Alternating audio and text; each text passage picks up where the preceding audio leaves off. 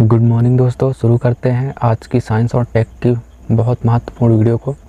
दोस्तों वीडियो में हमने साइंस एंड टेक्नोलॉजी की सीरीज़ को फिर से आगे कंटिन्यू किया है, तो मेरे साथ प्रश्नों को लगाने की कोशिश करना और कमेंट में बताना कि आपके कितने उत्तर सही हुए। दोस्तों इस सीरीज़ में मैंने 10 प्रश्न इंक्लूड किया है, तो आपको अटेम्प्ट करके बताना है आपके कितने प्रश्न सही हुए। चलिए शुरू करते हैं। आज का पहला प्रश्न है, which of the following is the basic unit of life. जीवन की मूल इकाई कौन सी है इसमें? ऑप्शन दिया गया है परमाणु, कोशिका, ऊतक या अंग। सही उत्तर हो जाएगा दोस्तों सेल, जिसको कोशिका बोला जाता है। The cell is the fundamental unit of life forming the basic building block of all living organism. जो जीवन की मूलभूत इकाई होती है वह सेल को बोली जाती है दोस्तों, क्योंकि यह सभी जीवित जीवों की संरचनात्मक और कार्यात्मक आधारभूत इकाई होती है। यह दोस्तों सभी जीवन प्रक्रियाओं को पूरा करने में सक्षम होती है, जैसे कि वृद्धि, पुनरुत्पादन आदि जैसे काम को करने में दोस्तों यह बहुत उपयोगी होती है। तो आप याद रखना, जीवन की मूलभूत इकाई यहाँ पर कोशिका होती है, जो कि यहाँ पर बिल्कुल सही उत्तर हो जाएगा।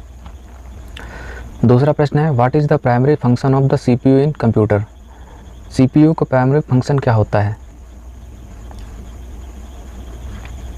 तो दोस्तों यहाँ पर सीपीयू का पूरा फॉर्म होता है सेंट्रल प्रोसेसिंग यूनिट। इसका काम क्या होता है दोस्तों कंप्यूटर में? परफॉर्म कैलकुलेशन, गणनाएं करने का काम होता है। परफॉर्म कैलकुलेशन सीपीयू का काम होता है। द सेंट्रल प्रोसेसिंग यूनिट, जो कि इसका फुल फॉर्म है, यहाँ पर आप देख सकते हैं central processing unit. CPU is often refer to the brain of the computer. Computer का दिमाग भी कहा जाता है सीपीयू को। It perform the majority of the processing task. बहुत सारे टास्क को एक साथ ये काम में लाता है, including executing instruction, performing calculation etc दोस्तों, और मैनेजिंग करना, डाटा फ्लो का काम करना, ये कंप्यूटर का सीपीयू का काम होता है। तो यहाँ पर इसका प्राइमरी काम है, याद रखना सीपीयू का जो प्राइमरी काम होता है ये गणनाएं करना, यहाँ पर कंप्यूटर का काम होता है। तो याद रखना ये चीज़। थर्ड क्वेश्चन है दोस्तों, which element is essential for the process of photosynthesis in plant. पौधों में प्रकाश संश्लेषण की प्रक्रिया के लिए कौन सा तत्व आवश्यक होता है? तो दोस्तों यहाँ पर सही उत्तर हो जाएगा कार्बन डाइऑक्साइड। प्रकाश संश्लेषण की क्रिया जो होती है photosynthesis is the process which plants convert light energy into chemical energy. Carbon dioxide is crucial component in the process as it is combined with water to produce glucose and oxygen which are essential for plant growth। दोस्तों carbon dioxide और प्रकाश को ग्रहण करके दोस्तों glucose और का निर्माण करते हैं, जिससे दोस्तों पौधे अपना भोजन बनाते हैं। ये प्रकाश संश्लेषण की प्रक्रिया है। तो याद रखना इसमें जो मेन कंपोनेंट होता है प्रकाश कार्बन डाइऑक्साइड होता है, याद रखना।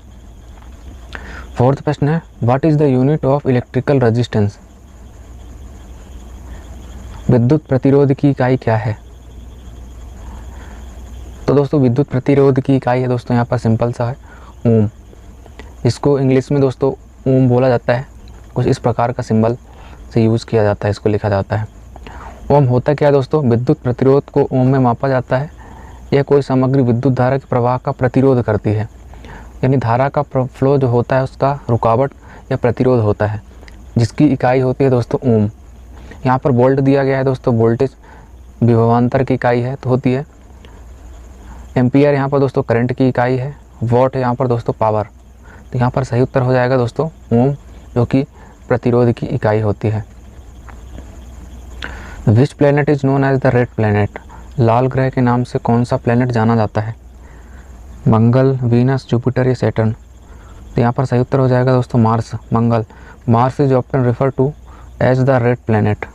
तो ये क्यों जाना जाता है? क्योंकि यहाँ पर दोस्तों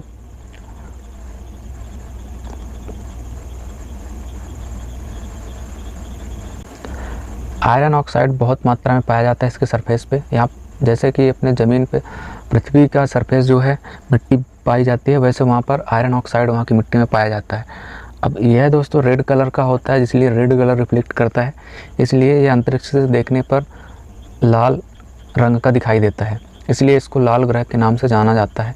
यहाँ पर सही उत्तर हो जाएगा। In with field in the terms quantum primary use, quantum शब्द का प्रयोग किसमें किया जाता है? दोस्तों आपने पढ़ा होगा क्वांटम फिजिक्स के नाम से, तो यहाँ पर फिजिक्स के लिए क्वांटम शब्द का यूज़ किया जाता है। The term quantum is primarily use to the field of physics specially in quantum mechanics which studies the behaviour particular at the atomic and substance levels.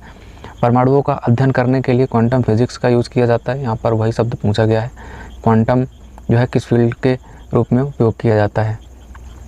7वां question है विच technology is use for make phone cell over the internet. आप जो internet के माध्यम से phone call को करते हैं उसमें कौन सी तकनीकी का उपयोग किया जाता है? वेरी वेरी इंपॉर्टेंट प्रश्न है दोस्तों। VoIP, ब्लूटूथ, GPS या NFC। तो जो वॉइस कॉल करने के लिए यूज़ किया जाता है दोस्तों इंटरनेट का माध्यम, वो VoIP यूज़ किया जाता है। इसका फुल फॉर्म है दोस्तों वॉइस ओवर इंटरनेट प्रोटोकॉल। आप इसको याद रख सकते हैं, voice over internet protocol VoIP का फुल फॉर्म है। Allows user to make voice call using the internet rather than traditional telephone lines. यह दोस्तों यूज़र्स को अलाउ करता है वॉइस कॉल करने के लिए। It converts voice signal into digital data packet transmitted over the internet. ये दोस्तों क्या काम करता है, जो वॉइस सिग्नल होते हैं जो हम आवाज़ के थ्रू बोलते हैं उसको डिजिटल डाटा सिग्नल में कन्वर्ट करता है और फिर ये ट्रांसमिट करके दूसरे छोर तक पहुंचाता है। तो आप याद रखना इंटरनेट के माध्यम से फ़ोन कॉल करने के लिए VoIP टेक्निक का यूज़ किया जाता है, जो कि वेरी वेरी इंपॉर्टेंट है यहाँ पर। दोस्तों यदि आप चैनल पर नए हैं तो सब्सक्राइब कर दीजिए और बेल आइकन को ऑन करके रखना ताकि अगली वीडियो की अपडेट भी आपके यहाँ तक पहुँचती रहे। What does DNA stands for. DNA का पूरा नाम क्या है? इस पे दोस्तों आप कन्फ्यूज़न हो सकते हैं, कई बार ये प्रश्न पूछा जा चुका है परीक्षाओं में। तो इसका पूरा नाम होता है दोस्तों डीऑक्सी राइबो न्यूक्लिक एसिड। इसका काम क्या होता है दोस्तों? ये एक प्रकार का एसिड है जो जीवित जीवों में आनुवंशिक जानकारी ले जाता है और विकास, कार्य, वृद्धि और प्रजनन के लिए निर्देशों को दोस्तों शामिल करता है। उसमें ये शामिल होता है DNA होता है दोस्तों डीऑक्सी राइबो न्यूक्लिक एसिड, जो कि जीवों को प्रजनन और विकास के लिए मदद करता है।